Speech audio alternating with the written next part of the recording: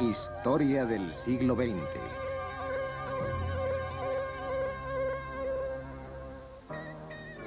Roosevelt y el New Deal. En 1932, mientras las colas del paro se hacían cada vez más largas en toda América, 13 millones de personas estaban sin trabajo.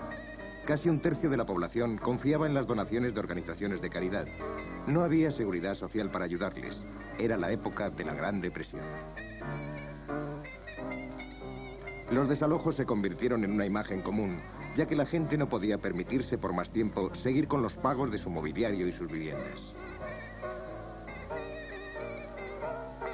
El presidente republicano, Herbert Hoover, creía profundamente en el esfuerzo personal y no en la ayuda del gobierno. Pensaba que la seguridad social contribuía a la pereza. Sus esfuerzos para detener el alza del desempleo fueron pocos y llegaron demasiado tarde. En ese momento los pobres tenían que vivir en ciudades de chabolas, a las que amargamente llamaban Hoovervilles o villas Hoover.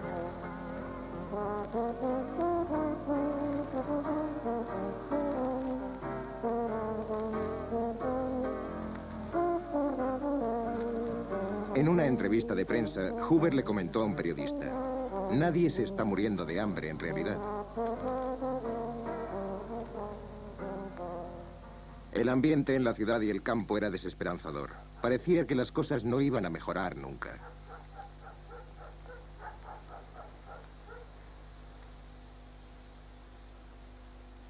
El hombre, destinado a cambiar todo esto, había nacido en la mansión llamada Hyde Park, en el estado de Nueva York. Era miembro de una rica familia americano-holandesa. Su nombre era Franklin Delano Roosevelt. En su caro colegio privado destacaba en deportes y era popular. Su encanto cautivó a una prima lejana, Eleanor. En 1904, ambos estaban invitados a la boda de un primo común. Un año más tarde, ellos mismos contraían matrimonio. Los dos eran ricos. Después de dejar la universidad, Roosevelt ejerció de abogado y se dedicó a la vida familiar. Entró en la política como senador por el Partido Demócrata y más tarde fue el ayudante más joven hasta entonces del ministro de Marina. Luego, en 1921, apareció la tragedia. Roosevelt tuvo un ataque de polio. Nunca más volvería a caminar sin apoyo. Su carrera política parecía llegar a su fin. Su esposa Eleanor fue una ayuda vital en los años sucesivos que le hizo volver a la política. Además, ella tuvo que hacer muchas apariciones en público y esta mujer, que era básicamente tímida, iba a convertirse en extremadamente popular. Animado por su esposa, algunos amigos íntimos y sus propias ambiciones, Roosevelt se convirtió en gobernador de Nueva York en 1928. El éxito allí le llevó en 1932 a llegar a ser el candidato presidencial que el Partido Demócrata ofrecía para combatir la depresión. Vamos a considerarnos, todos los aquí reunidos, profetas de un nuevo orden de confianza y valor. Esto es algo más que una campaña política. Es una llamada a las armas. Dadme vuestra ayuda, no solo para ganar votos, sino para ganar esta cruzada de devolver a América a su propia gente.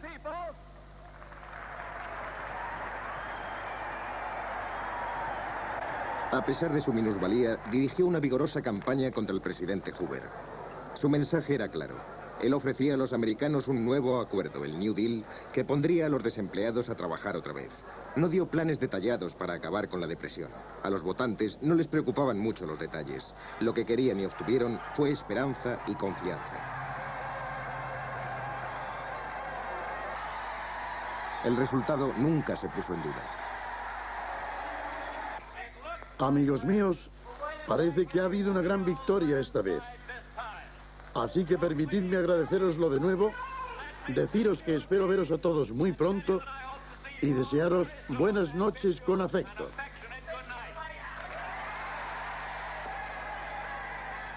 Había ganado en 42 de los 48 estados. El primer discurso del nuevo presidente a la nación era una llamada desafiante para la acción conjunta del gobierno y el pueblo. Lo primero, permitidme asegurar mi firme creencia de que a lo único que tenemos que tener miedo es al propio miedo, al terror sin nombre, irracional e injustificado. Pediré al Congreso el único instrumento que nos queda para enfrentarnos a la crisis. Un amplio poder ejecutivo para hacer la guerra a las emergencias, tan grande como el poder que me sería dado si fuéramos invadidos por un enemigo extranjero. Aquella misma noche, en la Casa Blanca, Roosevelt se puso manos a la obra para resolver la situación. Puso toda su confianza en un pequeño grupo de consejeros para redactar las leyes necesarias. Su primer trabajo era restaurar la derrumbada economía. Desde el crack de Wall Street habían cerrado más de 5.000 bancos. La población retiró el dinero de los bancos y lo guardó en casa. No había confianza en el sistema. Para detener el pánico, Roosevelt cerró todos los bancos durante 4 días. En el famoso discurso de los primeros 100 días, persuadió al Congreso para que aprobase 15 nuevas leyes para luchar contra la crisis. En este momento, algo estaba ocurriendo y la confianza volvió a aparecer. Él creía que, explicando estas leyes del New Deal directamente al pueblo, ganaría su confianza. Lo hizo por medio de sus asiduas charlas junto al fuego en la radio. Confianza en la gente. Confianza y valor. Unámonos en hacer desaparecer el miedo. Hemos previsto la maquinaria para restaurar nuestro sistema financiero. Queda para vosotros apoyarlo y hacerlo funcionar. Es vuestro problema, amigos míos, tanto como el mío. Juntos no podemos fracasar. Una de sus primeras leyes permitía que se volviera a vender cerveza. Marcaba el final de la prohibición y del control de los gánsteres en la bebida. A las nuevas leyes, que ayudaron a todos los grupos de la comunidad, se las rebautizó como las leyes del alfabeto. Se prestó ayuda a los granjeros a través de la AAA o Acta de Ajuste de la Agricultura. Los campesinos sufrían por el rápido descenso en los precios de sus productos. Para elevar estos precios, se pagaba a los granjeros que producían menos. Pero esto significó cosechas destrozadas y el ganado que se moría. Para algunos críticos fue un gran gasto. Podía ayudar a los granjeros, pero ¿qué pasaba con aquellos americanos que morían de hambre? La respuesta de Roosevelt era lograr que los desempleados ganaran dinero en los planes de construcción del nuevo gobierno. Por ejemplo, la WPA, o Administración para el Progreso de las Obras Públicas, que dio empleo a unos 8 millones de personas en distintos proyectos durante varios años.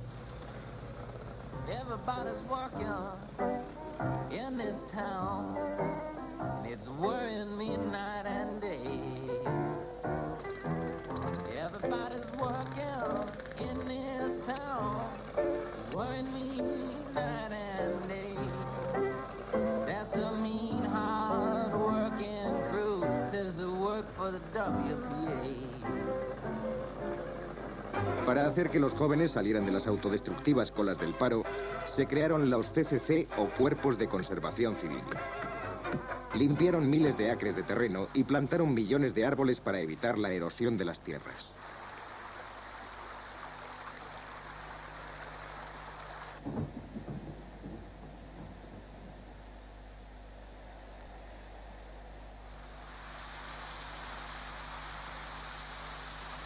En algunas partes de América, las fuertes lluvias ocasionaban inundaciones que arrastraban consigo la tierra y destruían la forma de vida de los granjeros locales.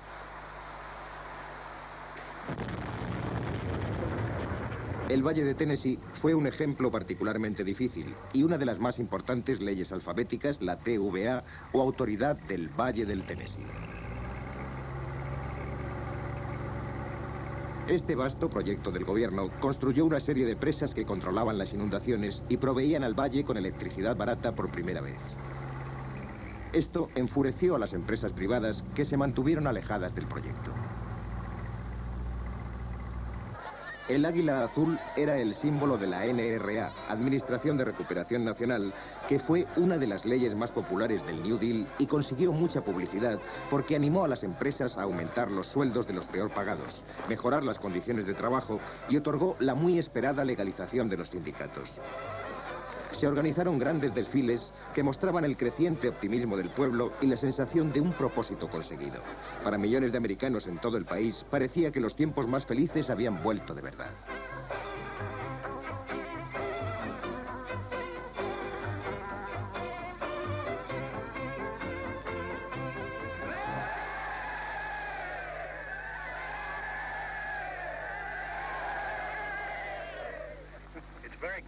Es bueno estar aquí en este campo de los CCC de Virginia. Ojalá pudiera dejar la Casa Blanca un par de meses y venirme aquí para vivir con ellos, porque sé que me inundaría de salud, igual que ellos lo han hecho. La única diferencia es que ellos han engordado unas 12 libras por cabeza desde que llegaron aquí, y yo estoy tratando de perder 12 libras. Muchos americanos pensaban que tener a Roosevelt en la Casa Blanca sería bueno para ellos. Y una de sus primeras ordenanzas como presidente fue que a las personas afligidas que se pusieran en contacto con la Casa Blanca no se les debía evitar con falsas promesas. Personas de todas las esferas escribieron al presidente porque pensaban que él podía hacer frente a sus problemas.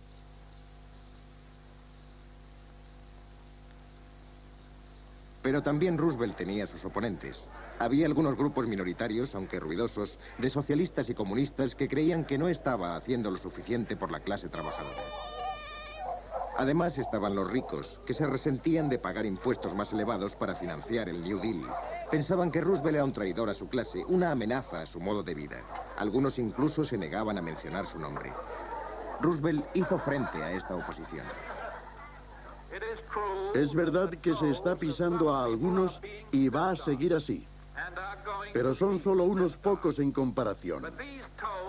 Unos pocos tímidos que tienen miedo al progreso e intentarán poner nombres nuevos y extraños a lo que estamos haciendo.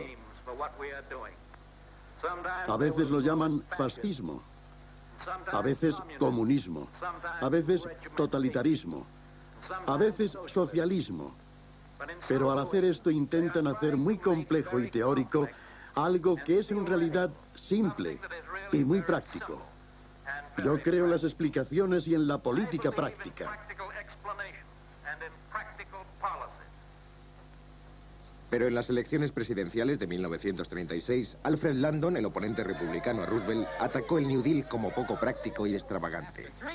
Después de 3 años, debe estar claro para todos que el gasto y la extravagancia no producen empleo. Es un espectáculo lamentable ver a los líderes republicanos llamando a este proyecto gasto y extravagancia.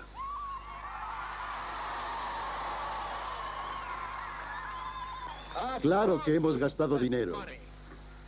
Se gastó en poner a trabajar a hombres y mujeres necesitados.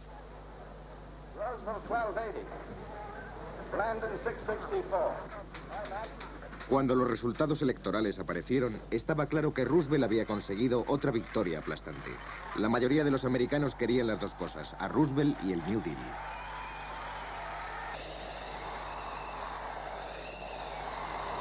Pero se avecinaban tiempos difíciles. Durante años, la explotación agrícola en el Medio Oeste había empobrecido la tierra incesantemente, dejándola seca y poco consistente. Las fuertes sequías y vientos habían destruido millones de acres entre 1933 y 1936. Año tras año, las tormentas de polvo aparecían, transformando el día en noche.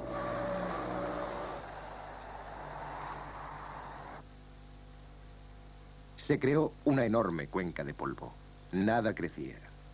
Los animales morían. Muchos propietarios de pequeñas granjas fueron a la bancarrota y los arrendatarios no podían pagar el alquiler.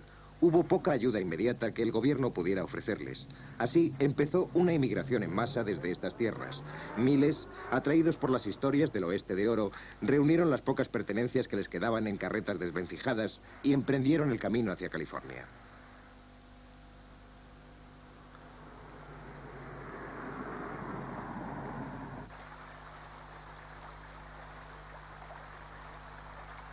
Pero no hubo una bienvenida para ellos en la rica y fértil campiña californiana.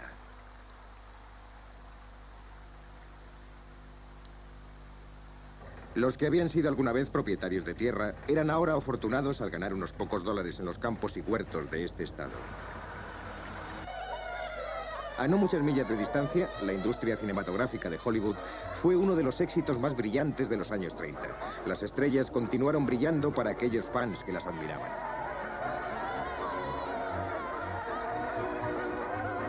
Era en su mayoría un mundo de cuento de hadas, fascinante y superficial, ofreciendo la clase de entretenimiento que ayudaba a muchos americanos a olvidar sus problemas.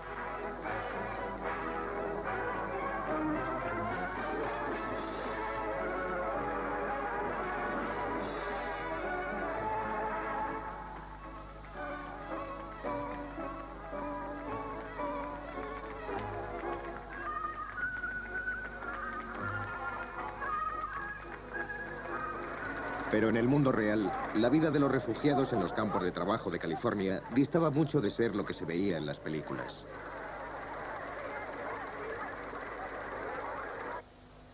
Al otro lado del país, en Washington, se formó la oposición al New Deal. El Tribunal Supremo, el más alto cuerpo legal de los Estados Unidos, había declarado muchas de las leyes de Roosevelt como inconstitucionales. Parecía que el New Deal estaba en peligro. La mayoría de los jueces eran ancianos y se oponían políticamente a Roosevelt. Cuando se propuso aumentar el número de estos, se le acusó de intentar llenar el tribunal con sus simpatizantes y sufrió una grave derrota en el Congreso.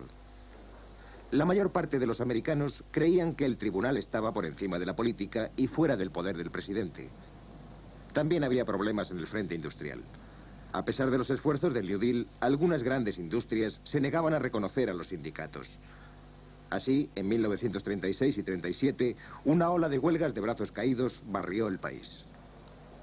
Trabajadores de todo tipo se negaron a dejar sus lugares de trabajo como protesta.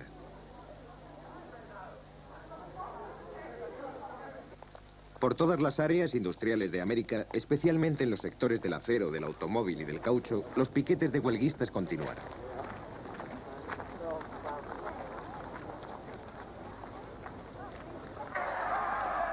Algunas empresas utilizaron cuadrillas privadas de personal especializado en romper las líneas de los piquetes en las huelgas. Para muchos empresarios, en 1937, todos los miembros de los sindicatos eran comunistas peligrosos y merecían que se les tratase como a tales. Pero gradualmente los sindicatos consiguieron obtener el derecho a ser reconocidos, aunque muchos, asustados por las huelgas, no invirtieron su dinero en la industria y el desempleo se elevó de nuevo en 1938. Una vez más aparecieron las colas del paro. Pero al menos ahora el gobierno estaba listo para representar su papel. Los desempleados no tendrían que pasar más tiempo rebuscando en los cubos de la basura para mantenerse vivos. La seguridad social y las pensiones para la tercera edad se habían establecido. A finales de los años 30, el New Deal había empezado a transformar el país. Las empresas del gobierno construyeron carreteras, casas, colegios, hospitales y edificios públicos de todo tipo. Las nuevas presas y otros proyectos no solo dieron trabajo y electricidad a muchas partes del país, sino que hicieron que millones de acres fueran fértiles otra vez.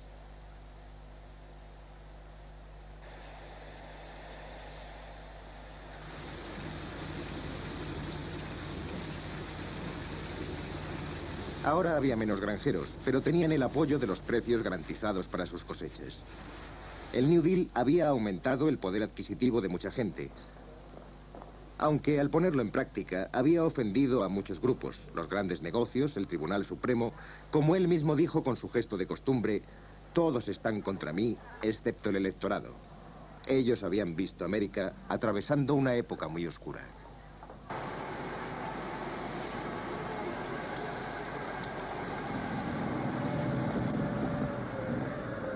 Pero fue un hecho fuera de América, la guerra europea de 1939, con su demanda de armas americanas, lo que puso a la gente a trabajar otra vez.